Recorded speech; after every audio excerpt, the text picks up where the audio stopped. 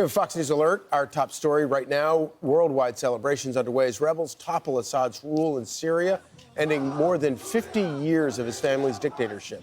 And President-elect Trump making it clear America will not get involved. So here with reaction, GOP Tennessee Senator Marsha Blackburn. Senator, great to see you this morning. Good morning to you. Good to see you. Let's start just with Syria. Good morning. It's such a puzzle. You know, Rachel's asked throughout the morning, we think it's great. We think the America First positioning is the right ideology and front foot. And President Trump said, let's sort of let it play out. But we already have 900 guys there. That's right. And Turkey's playing. And Iran's playing. And so all these different players, including jihadists, are playing. What do we do in Syria? Yes, and what we have to realize is there are no good guys in this. These rebels are connected to al-Qaeda. We know that Iran is going to lose supply lines to Hezbollah.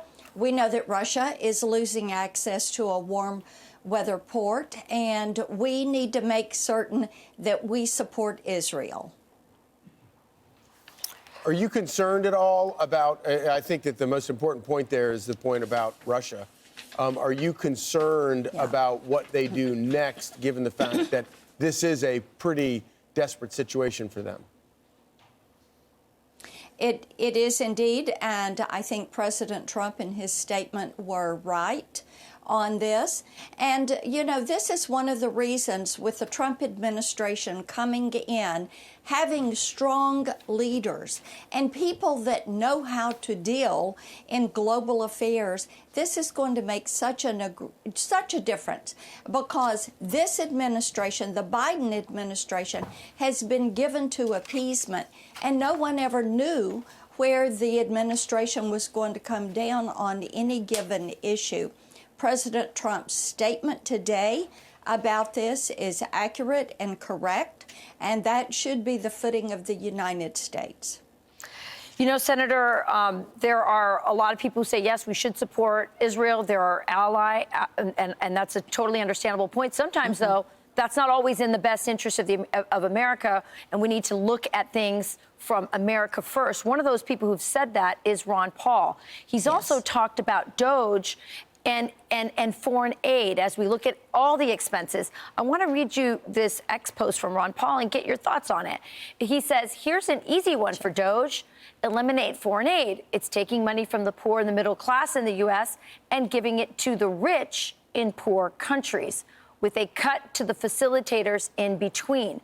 Americans don't want their government to borrow more money to spend on foreign aid. What's your reaction to that? And how do you think DOGE will approach foreign aid in a Trump administration?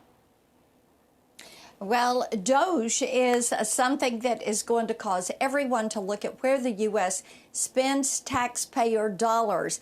And, Rachel, we have to keep in mind it is the taxpayers' money. And it is a government of, by, and for the people. That's why my DOGE acts that do the across-the-board spending cuts, that freeze federal hiring and salaries, and move agencies out of D.C., and move us to a merit-based employee system. This is why it is important for us to move forward on the DOGE Acts and on the great work that you see being done by Vivek and Elon on this issue, and bringing people with great ideas to the table. All ideas are welcome. Is there bipartisan support for your act? There is bipartisan support. There's growing bipartisan support. And I find it so interesting that people are saying, we've got a great idea. And we're hearing a lot of this when it comes to the Pentagon and spending there. And, you know, it's like the Pentagon not being able to pass the last 7 audits. They can't find $824 billion. I tell you what, Pete Hegseth would say, pencil to the paper, you're going to find this money before we give up on this. You're not going home till we do this job. Well, Senator Marsha Blackburn, we appreciate you being on with us this morning. Thank you so much. Thank you, Senator. You got it. Take Always care. great having you on.